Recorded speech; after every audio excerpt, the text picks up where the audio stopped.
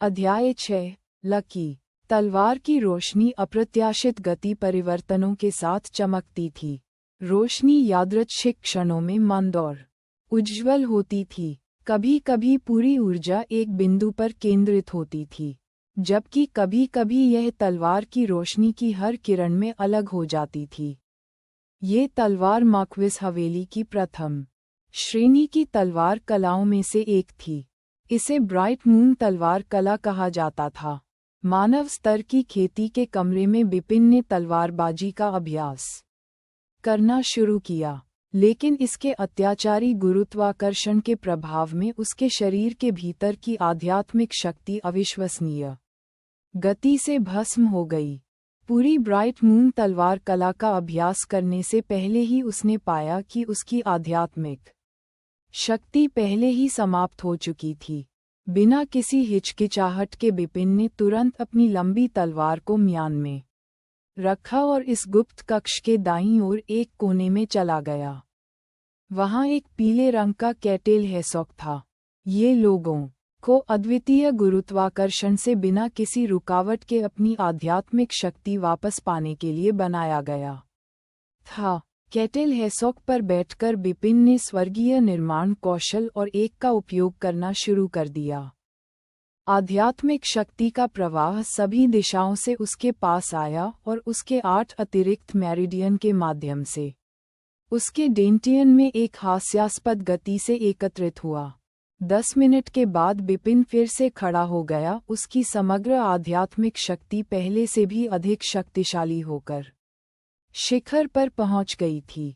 जैसा कि मैंने सोचा था कि स्वर्ग और पृथ्वी की आध्यात्मिक शक्ति को अवशोषित करने के लिए स्वर्गीय सृजन कौशल की गति सामान्य साधना की तुलना में कहीं अधिक तेज है।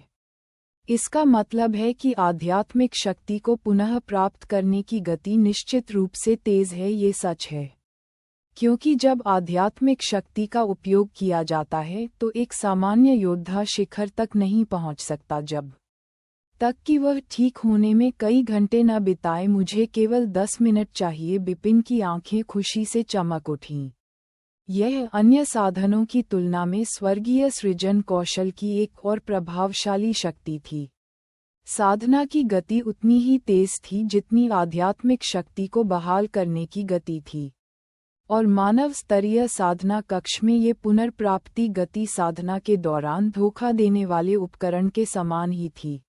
ये ज्ञात होना चाहिए कि आध्यात्मिक शक्ति को समाप्त करने और फिर इसे पूरी तरह से पुनर्प्राप्त करने की प्रक्रिया साधना के लिए बहुत सहायक थी। एक पूर्ण चक्र करने से एक साधारण योद्धा भी अपनी आध्यात्मिक शक्ति में काफी सुधार कर सकता है जब भी वह ऐसा करता है। बिपिन स्वर्ग को चुनौती देने वाली साधना पद्धति अपनाए, इसलिए आध्यात्मिक शक्ति में उसका सुधार अधिक होगा।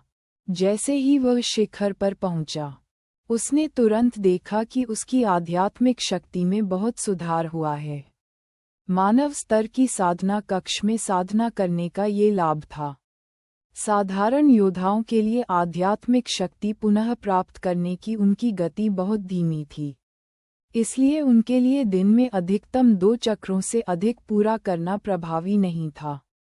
इसके अलावा इस कक्ष में साधना करना निराशाजनक और असहनीय था।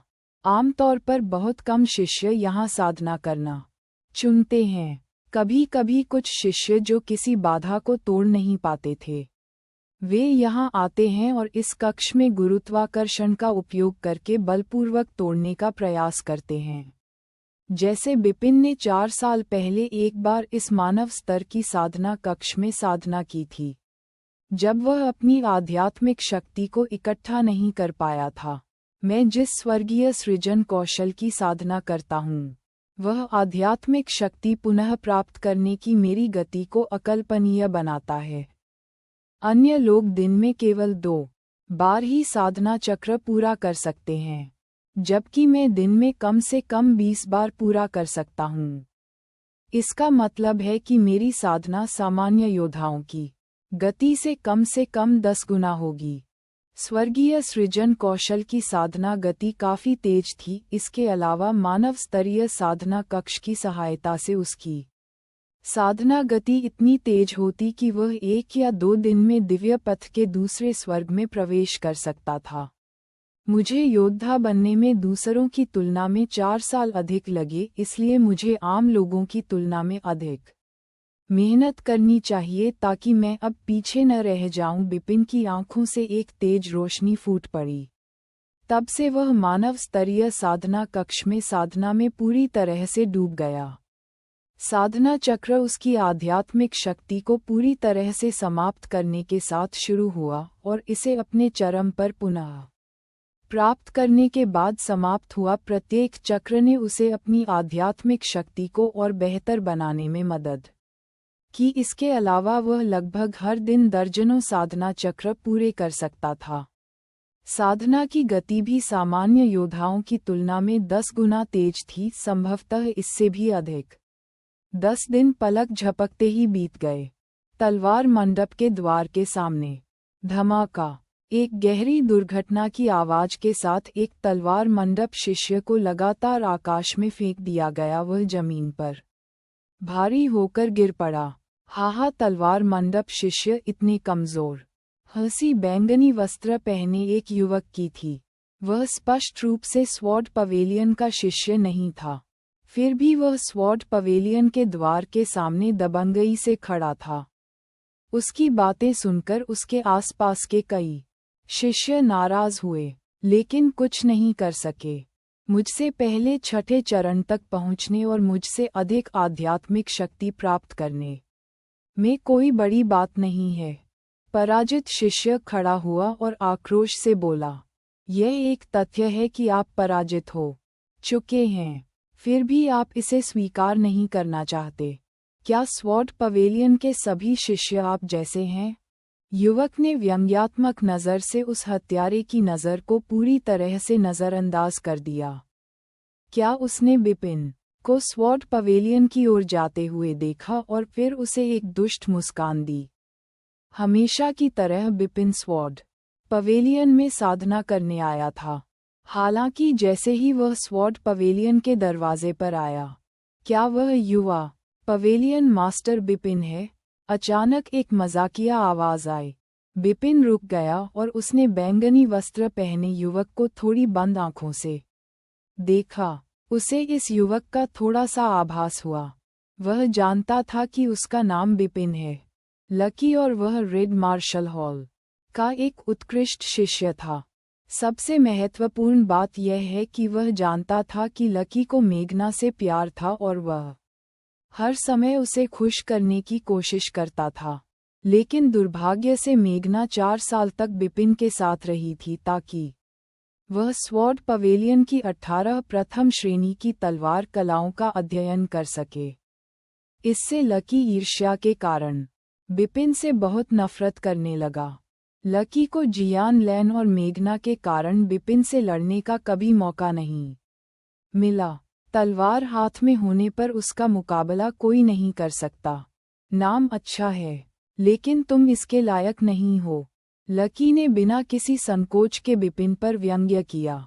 इसके अलावा तुम मेघना का प्यार भी पाना चाहते हो। ये हंस का मांस खाने की कोशिश करने वाले मेढक की तरह है। तुम्हें खुद को देखना चाहिए। मेघना को ऐसे कचरे से प्यार क्यों होगा जो आध्यात्मिक शक्ति भी विकसित नहीं कर सकता? बिपिन ने लकी की ओर देखा।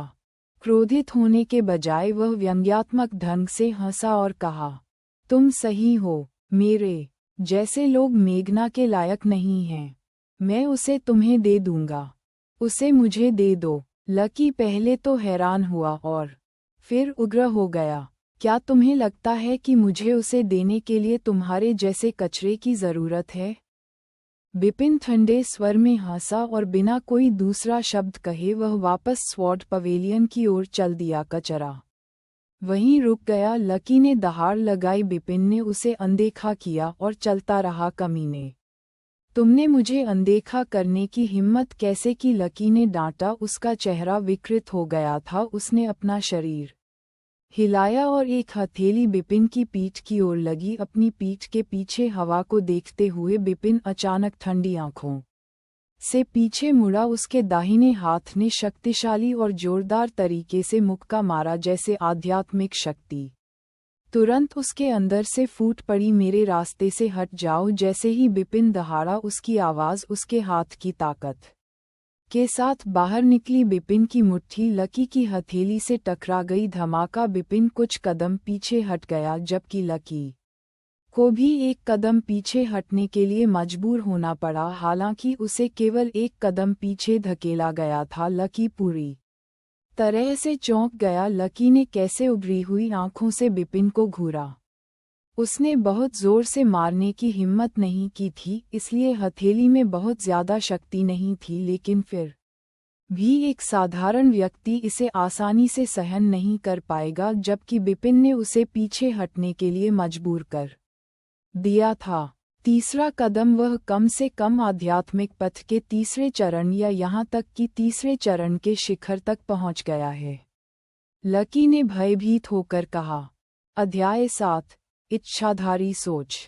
तलवार मंडप के सामने बिपिन और लकी के अलावा बड़ी संख्या में तलवार मंडप के शिष्य थे। उन्होंने सबने देखा कि क्या हुआ और भ्रमित महसूस किया। उसने लकी को पीछे धकेल दिया। ये कैसे हो सकता है? आत्मिक पथ के छठे चरण का शिखर। लकी आध्यात्मिक पथ के छठे चरण के शिखर पर है। भले ही उसने अपनी पूरी ताकत का उपयोग नहीं किया हो, लेकिन कोई भी साधारण व्यक्ति इसे नहीं झेल सकता है। ये तो बताने की जरूरत नहीं कि लकी को पीछे हटने के लिए मजबूर किया गया था। तीसरा कदम उसकी साधना आध्यात्मिक पथ के तीसरे चरण पर है। क्या बिपिन ने आध्यात्मिक शक्ति एकत्र की है और योद्धा बन गया है? क्या उसकी साधना तीसरे चरण पर है? आत्मा पथ का। ये चौंकाने वाला था। सभी तलवार मंडप के शिष्य आश्चर्यचकित थे।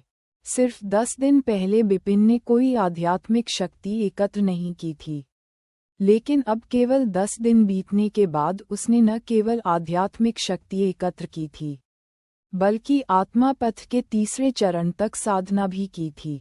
10 दिनों में वह निरंतर सफलताओं के बाद योद्धा बनने से लेकर आत्मा पथ के तीसरे चरण तक पहुंच गया था।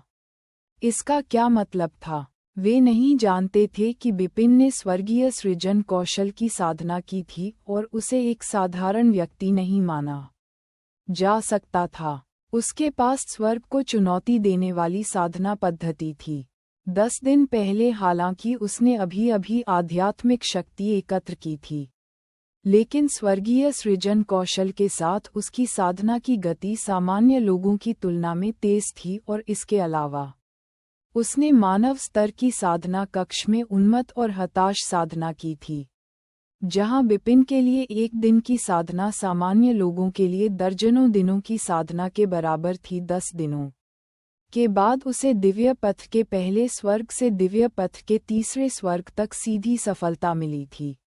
बेशक उसे अभी सफलता मिली थी और वह केवल तीसरे स्वर्ग तक ही पहुंचा था। लकी को लगा कि वह पहुंच गया है। आत्मा पथ के तीसरे चरण का शिखर ये था कि उसने स्वर्गीय सृजन कौशल की खेती की थी, इसलिए उसकी ताकत उसी स्तर के अन्य योद्धाओं की तुलना में काफी अधिक थी। बच्चे, मैं मानता हूँ कि मैंने तुम्हें कम आंका था। मुझे उम्मीद नहीं थी कि तुम आध्यात्मिक शक्ति इकट्ठा कर सकते हो, लेकिन आत्मा पथ के केवल तीसरे चरण से कोई फर्क नहीं पड़ता। मेरे सामने तुम अभी भी कचरा हो।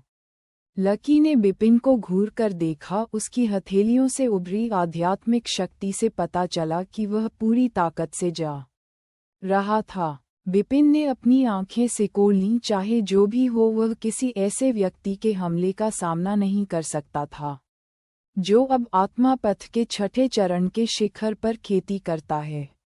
इस समय तुम क्या कर रहे हो? एक धीमी गड़गड़ाहट हुई। फिर एल्डर हरीश अपने ग्रे लबादे में तलवार मंडप से बाहर आए।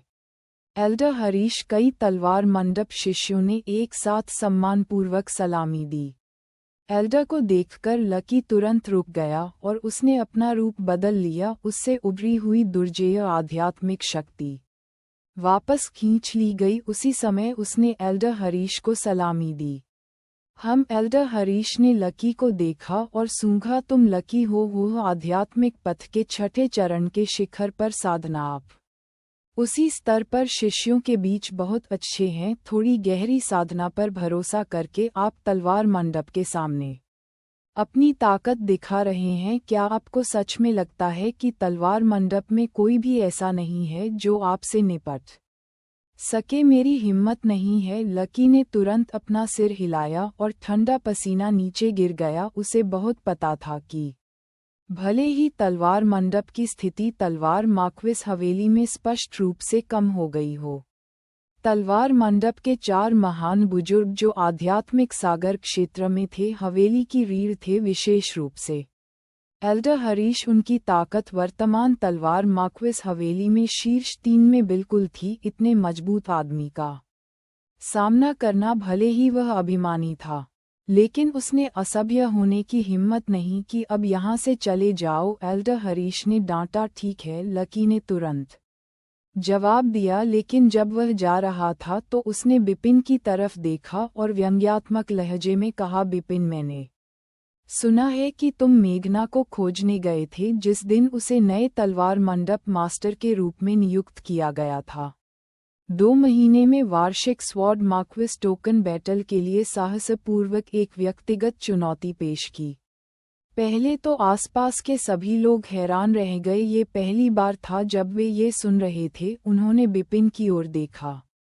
2 महीने बाद बिपिन मेघना को चुनौती देगा? क्या यह एक मजाक था? इस दुनिया में बहुत से लोग हैं जो मूर्ख और अभिमानी हैं, लेकिन मैं कभी भी आपके जैसे मूर्ख और अभिमानी व्यक्ति से नहीं मिला।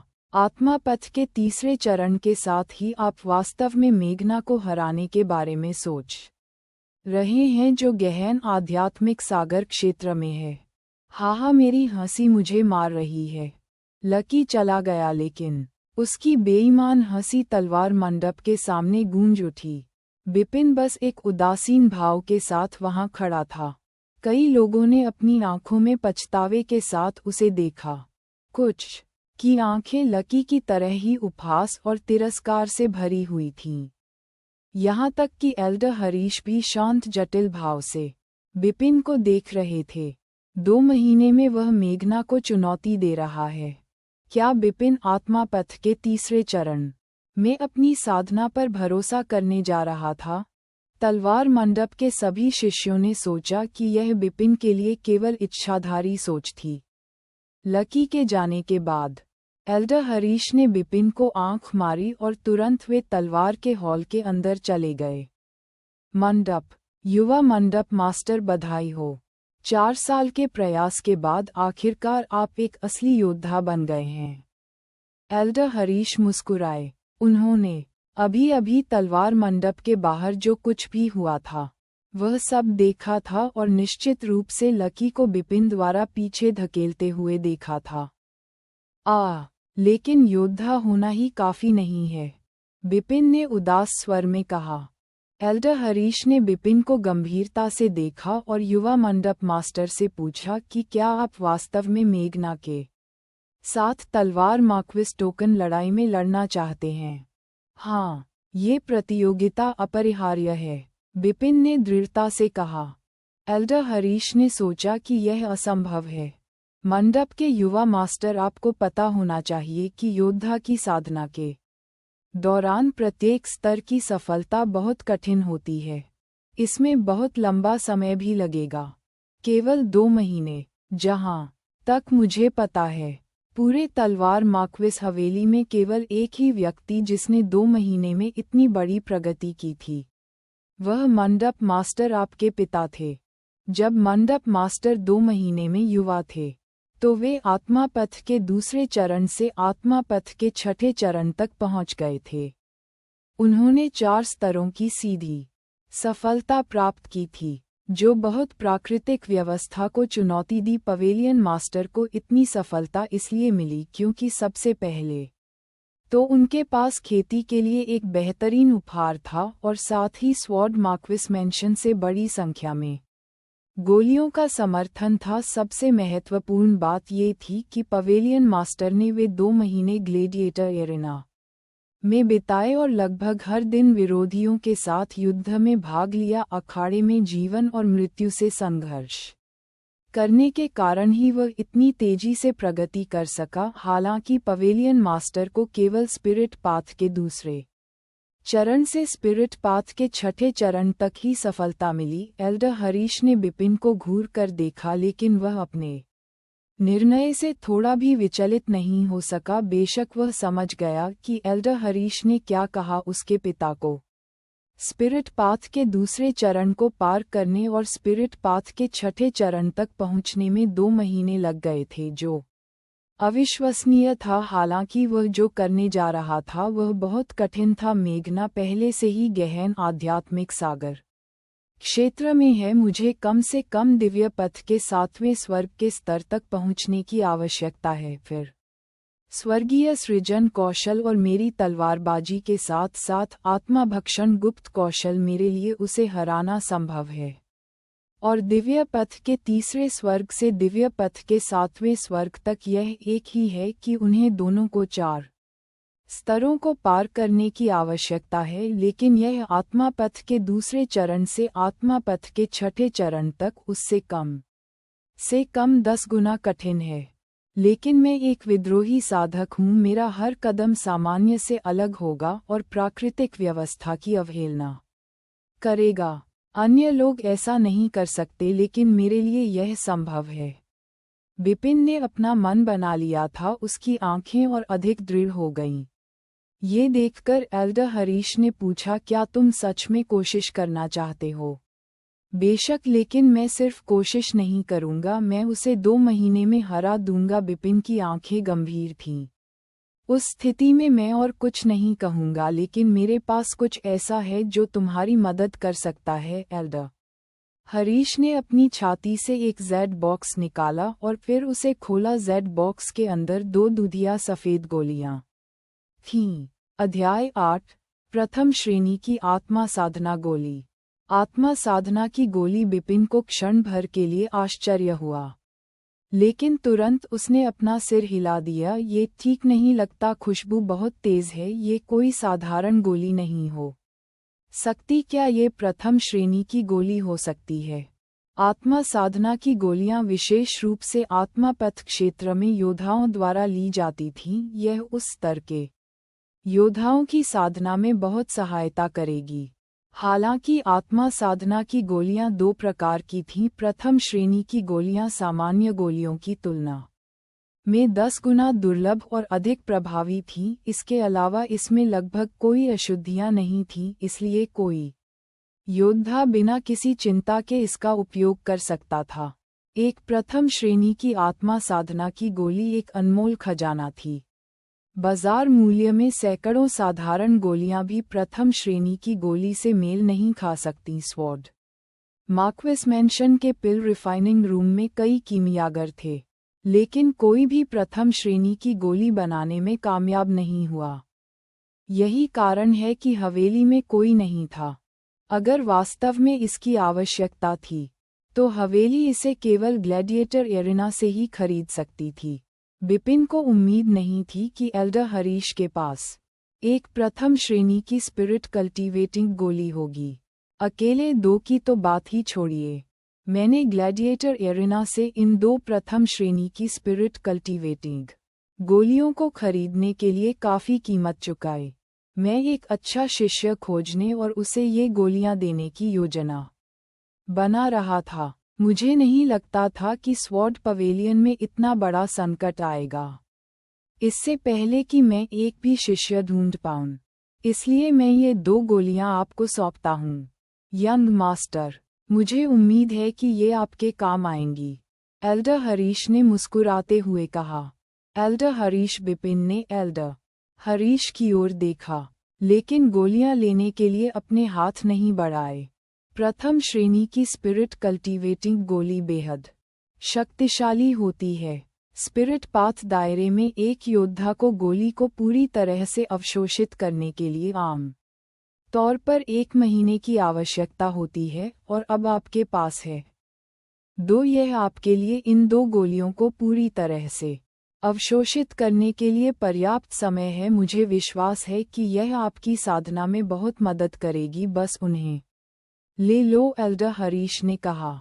बहुत बहुत धन्यवाद, बिपिन ने दिखावा किए बिना जेड बॉक्स को स्वीकार करते हुए सिर हिलाया। एल्डर हरीश, निश्चिंत रहें, जब तक मैं जीवित हूँ तलवार मंडप नहीं रहेगा। 2 महीने में मैं तलवार मार्क्विस टोकन लड़ाई में सभी के सामने लाल मार्शल हॉल की मेघना को ठीक से हरा दूंगा। मैं सभी को बता दूंगा कि तलवार मंडप मास्टर केवल तलवार मंडप का शिष्य हो सकता है। जब वह बात कर चुका था, बिपिन मुड़ा और एक बार फिर से एक साधना कक्ष में कदम रखा। केवल इस बार वह पृथ्वी स्तर की साधना कक्ष में प्रवेश किया। तलवार मंडप में 3 बड़े साधना कक्षों में से एक। एल्डर हरीश बिपिन को साधना कक्ष में चलते हुए देखते हुए जमीन पर जड़वत रहे। धीरे धीरे उनके चेहरे पर मुस्कान की एक झलक दिखाई दी। युवा मास्टर का स्वभाव वास्तव में मास्टर के समान है। जिद्दी, हाँ, मंडप मास्टर बस था जिद्दी के रूप में। लेकिन मेघना को सिर्फ 2 महीनों में हराना मुश्किल ही नहीं बल्कि लगभग असंभव है। एल्डर हरीश ने अपना सिर हिलाया। उसी दिन मेघना को स्वॉर्ड पवेलियन मास्टर के रूप में नियुक्त किया गया था।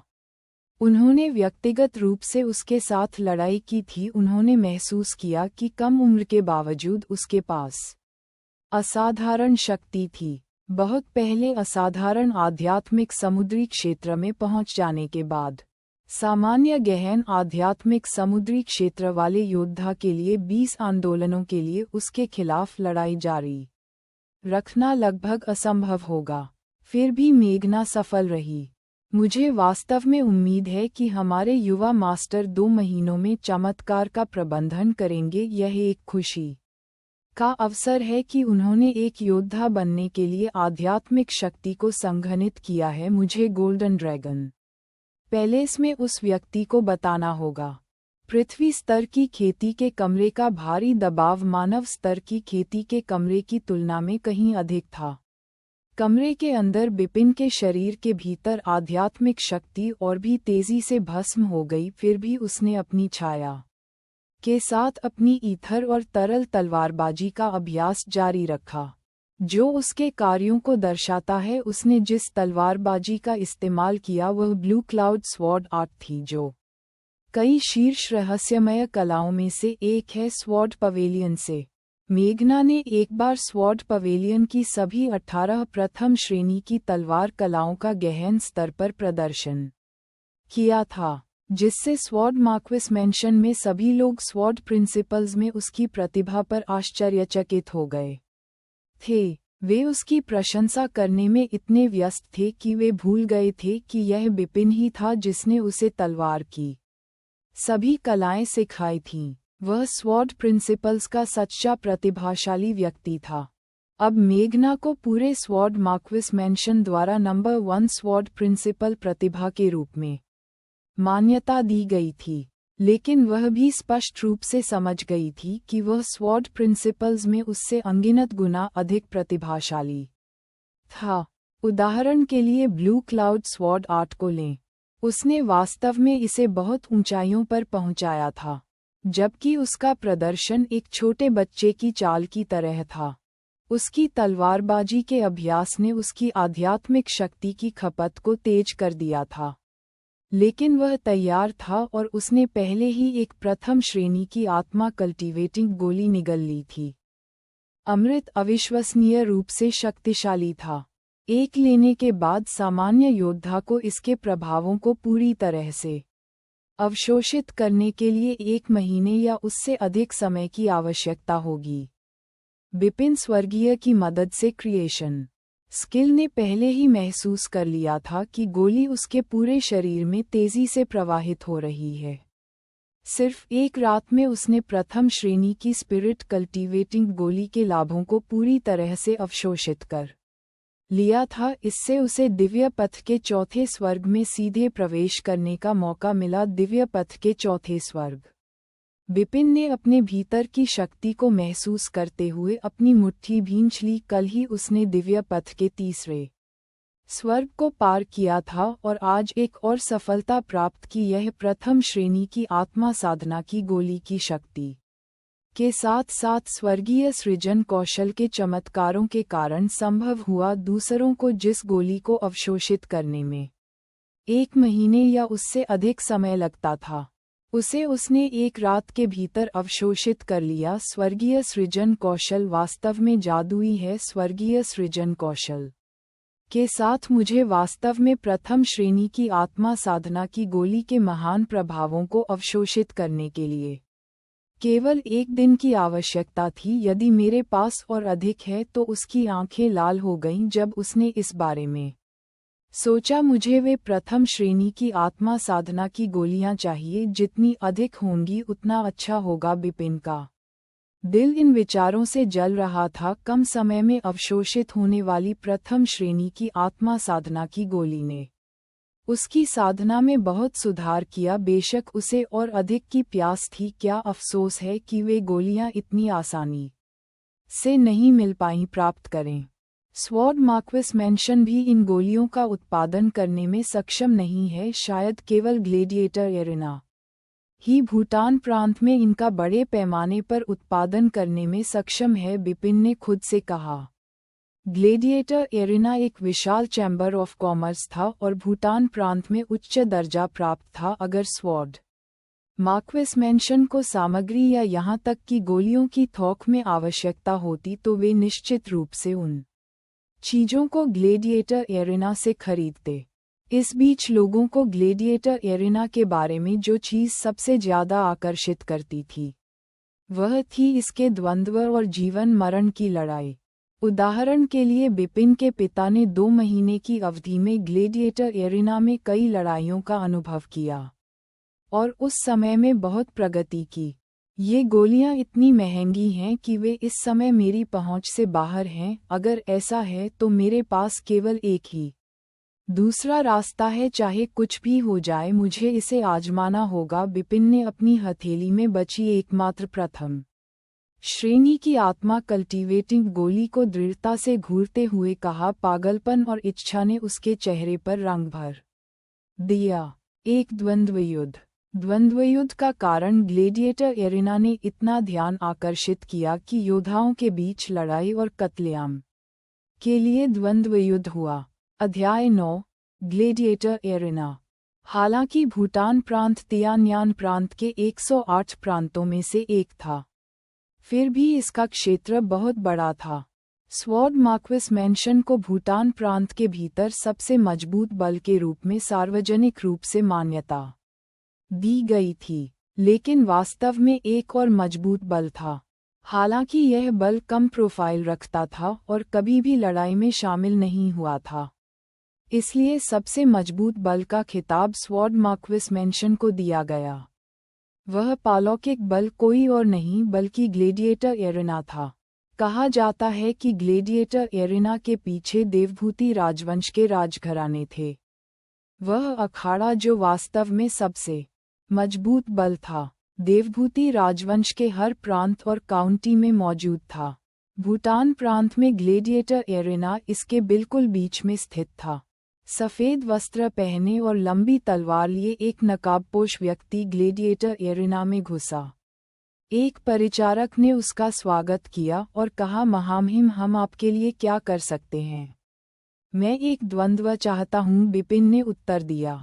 द्वंद्व परिचारक ने बिना किसी आश्चर्य के अपनी भौहें उठाईं। ग्लेडिएटर एरिना में कई तरह के कार्यक्रम आयोजित किए जाते थे, जिनमें द्वंद्व सबसे आम कार्यक्रम था। कृपया मुझे अपना नाम और साधना स्तर बताएं, परिचारक ने कहा। मेरे साधना स्तर के लिए मुझे नान कहें। कलाई के एक झटके से बिपिन से आध्यात्मिक शक्ति का एक जेट फूट पड़ा। आत्मापथ का चौथा चरण। परिचारक ने हल्के से मुस्कुराया। इस स्थान पर द्वंद्व के लिए असंख्य योद्धा आते थे। परिवर्तनकारी समुद्री क्षेत्र या यहाँ तक कि गोल्ड कोर क्षेत्र के योद्धाओं ने भाग लिया था। बिपिन के स्तर के योद्धा बहुत आम थे। आप क्या शर्त लगाना चाहते हैं? श्री बिमल परिचारक ने पूछा। ये बिपिन ने लकड़ी का बक्सा निकाला और उसे खोला। आत्मा साधना की गोली परिचारक ने एक नज़र में आइटम को पहचान लिया, लेकिन इसके बारे में ज्यादा नहीं सोचा। कुछ सेकंड बाद उसकी अभिव्यक्ति तुरंत बदल गई। यह एक प्रथम श्रेणी की आत्मा साधना की गोली है। श्री बिमल, चलो बात करते हैं, दूसरी जगह मेरे पीछे आओ, सेवक ने अपनी आवाज कम करते हुए कहा।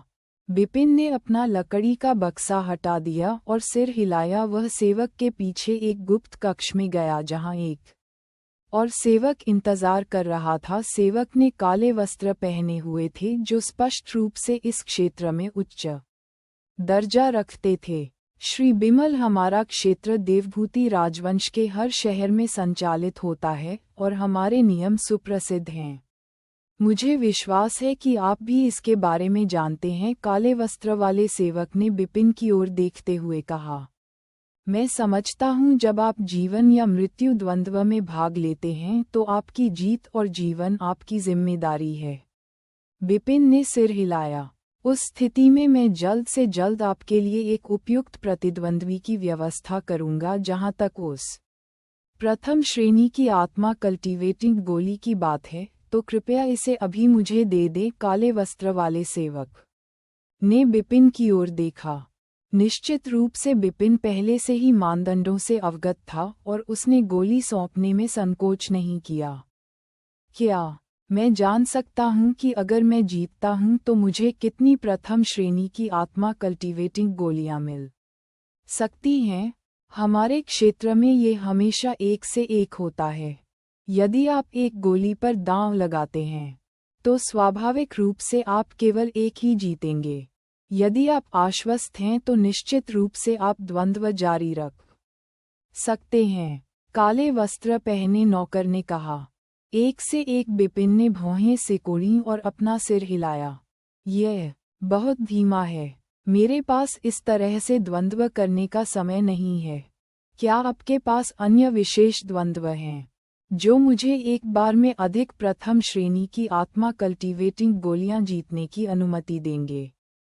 विशेष द्वंद्व? हाँ, हमारे पास हैं। काले वस्त्र पहने नौकर ने सिर हिलाया। यदि आप अधिक गोलियां जीतना चाहते हैं तो केवल एक ही तरीका है, वह रैंक स्किपिंग चुनौती है। नौकर की मुस्कान कभी नहीं डगमगाई। रैंक स्किपिंग चुनौती में जीत 10 गुना भुगतान करती है। दूसरे शब्दों में, यदि आप जीतते हैं तो आपको 10 गोलियां मिलेंगी, लेकिन यह एक आसान चुनौती नहीं है। हमारे चुनौतीकर्ता सफल नहीं होते और उनमें से अधिकांश मर जाते हैं। रैंक स्किपिंग चुनौती। बिपिन की अभिव्यक्ति काली पड़ गई। दिव्य पथ के चौथे स्वर्ग में होने के कारण उसे स्पिरिट पथ के 5वें चरण में योद्धाओं से लड़ना था जो अखाड़े में द्वंद्व करना चाहते थे। हालांकि मैं केवल चौथे स्वर्ग में हूँ, लेकिन मेरा स्वर्गीय सृजन कौशल मेरे साथियों से अधिक मजबूत है। मेरी आध्यात्मिक शक्ति भी स्पिरिट पथ के चौथे चरण में आम योद्धा से मुकाबला करने के लिए पर्याप्त मजबूत है। 5वें चरण की तुलना में अभी भी एक बड़ा अंतर है, लेकिन मुझे मार्शल आर्ट तकनीक में एक फायदा है। बिपिन को अपनी तलवारबाजी पर पूरा भरोसा था। मेरी तलवारबाजी आध्यात्मिक शक्ति में अंतर की भरपाई करने के लिए पर्याप्त होनी चाहिए। इसके अलावा मेरे पास मेरा तुरुप का पत्ता भी है। बिपिन की आंखें अपना निर्णय लेने के बाद चमक उठीं। ठीक है, मैं रैंक स्किपिंग चुनौती लूंगा। कृपया मेरे लिए इसकी व्यवस्था करें। एक मध्यम आयु वर्ग के व्यक्ति ने ढीले बैंगनी लबादे पहने हुए ग्लेडिएटर एरेना में प्रवेश किया। पर्यवेक्षक। नमस्कार पर्यवेक्षक। जब भी नौकर गुजरते थे, मध्यम आयु वर्ग के व्यक्ति ने विनम्रता के साथ अपना सम्मान व्यक्त किया। क्या कोई विशेष रूप से दिलचस्प द्वंद्व चल रहा है? उस व्यक्ति ने एक नौकर से पूछा। सर, आप सही समय पर आए हैं। हम बहुत जल्द ही एक अनोखा जीवन और सौदा द्वंद्व करेंगे। एक योद्धा आत्मा पथ के 5वें क्षेत्र में है, लेकिन दूसरा चौथे क्षेत्र में है। उसकी सफलता भी हाल ही में हुई लगती है, नौकर ने उत्तर दिया। ओह, एक रैंक स्किपिंग चुनौती। बैंगनी पोशाक वाले व्यक्ति ने एक भान उठाई और सिर हिलाया जैसे कि वह उत्सुक था मैं जाकर इसे देखूंगा। इस विशाल स्थान के केंद्र में एक ब्लूस्टोन एरिना के चारों ओर बड़ी संख्या में दर्शक जमा थे। सभी रैंक स्किपिंग चुनौती से उत्सुक थे। बैंगनी पोशाक वाले व्यक्ति ने भीड़ के बीच एक सीट पाई और ब्लूस्टोन एरिना को घूरते हुए बेतरतीब ढंग से देखा। इतने सारे दर्शकों के साथ ब्लूस्टोन एरिना का माहौल शोर से अराजक था। भीड़ ने शोर मचाया जब उन्होंने गंदे बालों वाले एक काले चमड़े वाले व्यक्ति को एरिना में कदम रखते देखा। भाला शैतान, भाला शैतान। बहुत सारे दर्शकों ने जयकारे लगाए और पूरे क्षेत्र को भर दिया अखाड़ा।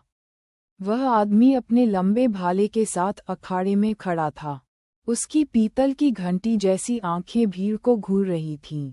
वह अचानक मुस्कुराया और उसके सफ़ेद दांत और क्रूरता से भरी अभिव्यक्ति दिखाई दी।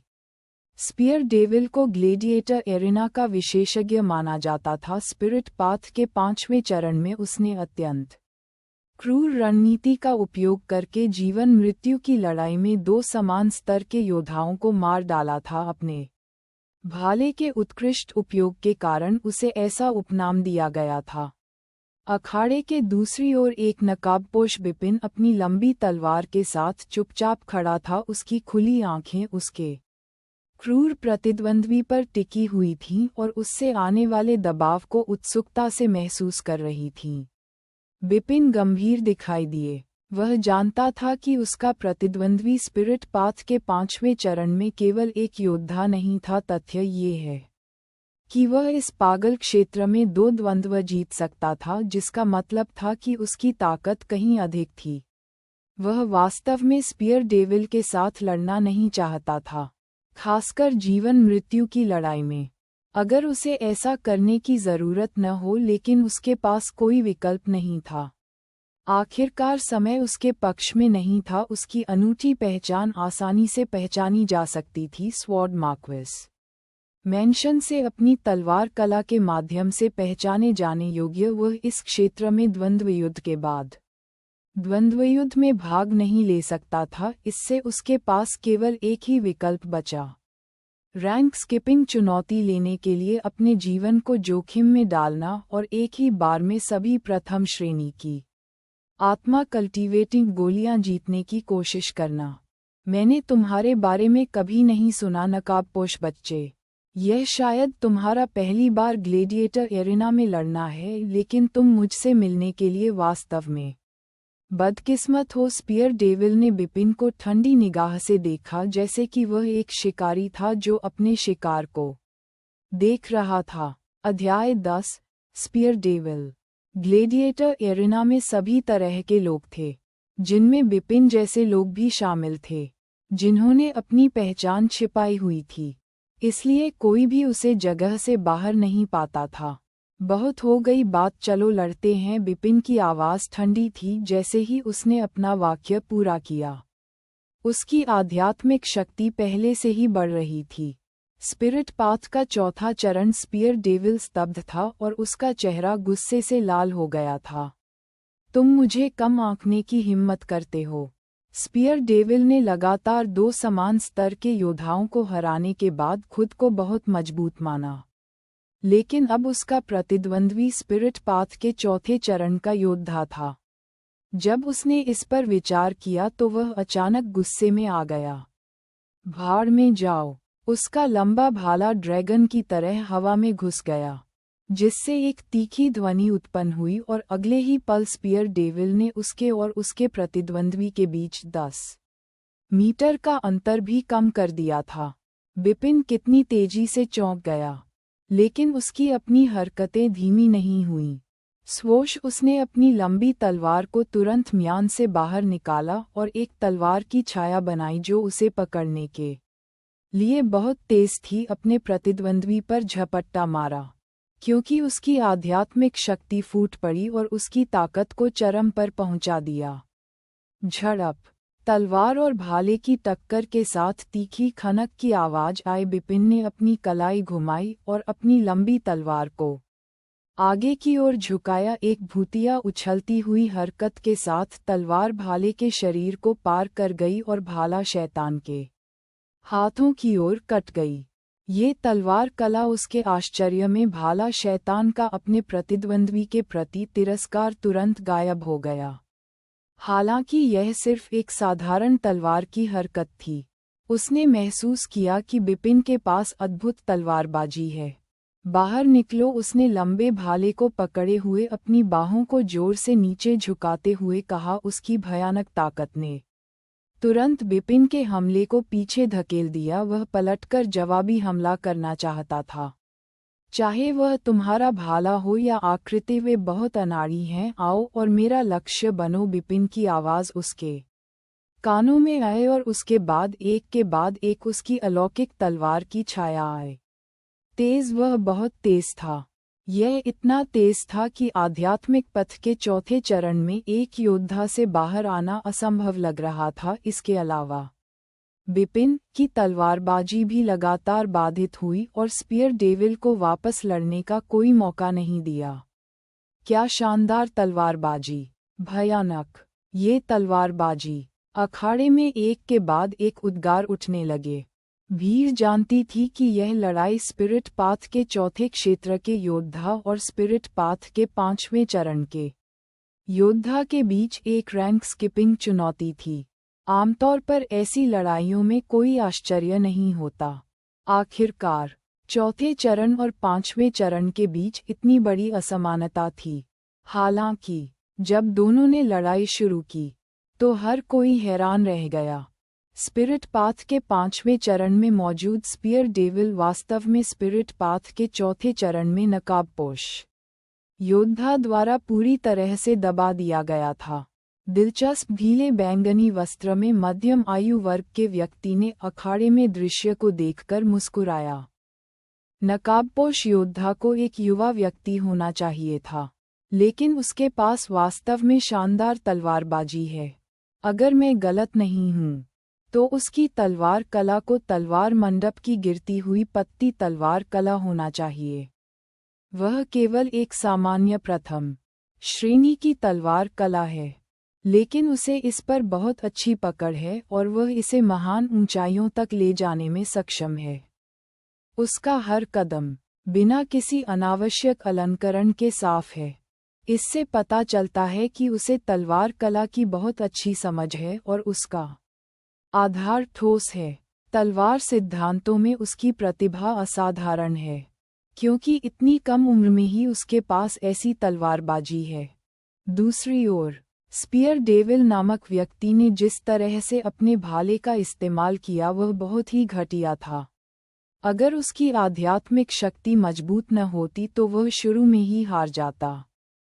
ढीले बैंगनी लबादे में मध्यम आयु वर्ग का व्यक्ति ग्लेडिएटर एरिना का पर्यवेक्षक था और अपनी स्थिति के समान ही दूरदर्शिता का आनंद लेता था। एक नज़र में ही वह बिपिन की तलवारबाजी की महानता के साथ साथ तलवार सिद्धांतों में उसकी प्रतिभा को समझने में कामयाब हो गया। वह व्यक्ति गलत नहीं था। बिपिन के पास वास्तव में उल्लेखनीय तलवारबाजी थी। अगर वह आश्वस्त नहीं होता तो वह रैंक स्किपिंग चुनौती नहीं लेता। एरिना में लड़ाई एक व्यक्ति के पक्ष में थी। ये कैसे हो सकता है कि उसकी तलवार इतनी तेज कैसे हो सकती है? मैं आत्मा पथ के 5वें चरण में हूँ, लेकिन मैं उसकी गति को भी नहीं पकड़ सकता। स्पीयर डेविल हैरान था, लेकिन जल्दी ही उत्तेजित हो गया। एरिना में बिपिन के वार को अनदेखा करते हुए उसने तुरंत अपनी सबसे शक्तिशाली मारक चाल दिखाई, जिसमें भयानक मारक क्षमता थी। देखो, स्पीयर डेविल अपनी अंतिम चाल का उपयोग कर रहा है। ये क्लाउड पियर्सिंग स्पीयर की 13 शैलियां हैं। एरिना के नीचे कोई चिल्ला रहा था। क्लाउड पियर्सिंग स्पीयर की 13 शैलियां एक निरंतर हमला था, जिसमें प्रत्येक पहले वाले की तुलना में अधिक भयंकर और शक्तिशाली था। यह एक अनोखी चाल थी जिसने स्पीयर डेविल को प्रसिद्धि दिलाई। शक्ति इतनी भयावह थी कि बिपिन भी घबराए बिना नहीं रह सका। उसने निरंतर और भयंकर भाले के हमलों का विरोध करने के लिए तुरंत अपनी लंबी तलवार का उपयोग किया। Clang clang clang clang clang clang clang. एक ही सांस में 12 भाले के हमलों को रोकने के बाद उसकी भुजाएं सुन्न हो गईं। इस बीच स्पीयर डेविल ने अपनी शक्ति को इकट्ठा कर लिया था और इसे अंतिम स्तर पर पहुंचा दिया था, जो सबसे शक्तिशाली और सबसे भयानक 13वां भाला हमला था। मर जाओ, स्पीयर डेविल ने क्रूरता से चेहरा मोड़ते हुए चिल्लाया। भाड़ में जाओ, बिपिन की आंखों में हत्या का इरादा चमक उठा। हुश! बर्फीली तलवार की छाया चमकी और फिर एक बार में गायब हो गई। छाया अकल्पनीय रूप से तेज थी, अवर्णनीय रूप से इतनी तेज, ज्वलंत लाल हवा में फैल गया। स्पीयर डेविल की क्रूर मुस्कान उसके चेहरे पर बनी रही, लेकिन उसकी आंखें आक्रोश और अनिच्छा से भरी थीं। अगर कोई ध्यान से देखे तो उसके गले के महत्वपूर्ण हिस्से पर एक अलग तलवार का घाव दिखाई दे सकता है। स्पीयर डेविल स्पिरिट पाथ के 5वें क्षेत्र का योद्धा था, जिसने लगातार 2 जीवन मृत्यु की लड़ाइयां जीती थीं। मारा गया। बिपिन स्पीयर डेविल की लाश के पास खड़ा था और भारी सांस ले रहा था। क्या करीबी कॉल थी। वे वास्तव में योद्धा हैं जो ग्लेडिएटर एरिना में वध करते हैं। पागलपन उनकी हड्डियों में अंकित है। उसने वास्तव में मेरी तलवारबाजी से दब जाने के बाद जीवन दर जीवन लड़ने का विकल्प चुना। मैं उसकी पागलपन से मेल नहीं खा सकता। सौभाग्य से मेरे पास मेरा तुरुप का पत्ता था, अन्यथा आज मेरी मृत्यु हो जाती। बिपिन ने आह भरी। अखाड़े के नीचे हर कोई स्तब्ध और हैरान था। अनेक दर्शक अविश्वास में अखाड़े को देखते हुए अपनी सांस रोके हुए थे। नहीं, एक को उम्मीद थी कि स्पीयर डेविल एक शक्तिशाली योद्धा है जिसने लगातार 2 लड़ाइयां जीती थीं और वह स्पिरिट पाथ के चौथे चरण में एक योद्धा के हाथों मर जाएगा। रैंक स्किपिंग चुनौती वास्तव में सफल रही। दर्शकों के बीच ढीले बैंगनी वस्त्र में मध्यम आयु वर्ग के व्यक्ति के चेहरे पर आखिरकार भाव बदल गए। पहले वह केवल दिलचस्पी लेता हुआ दिखाई दे रहा था, लेकिन अब वह गंभीर दिख रहा था। आपने पहले जो तलवार कला का इस्तेमाल किया था, क्या वह बेनामी तलवार कला है?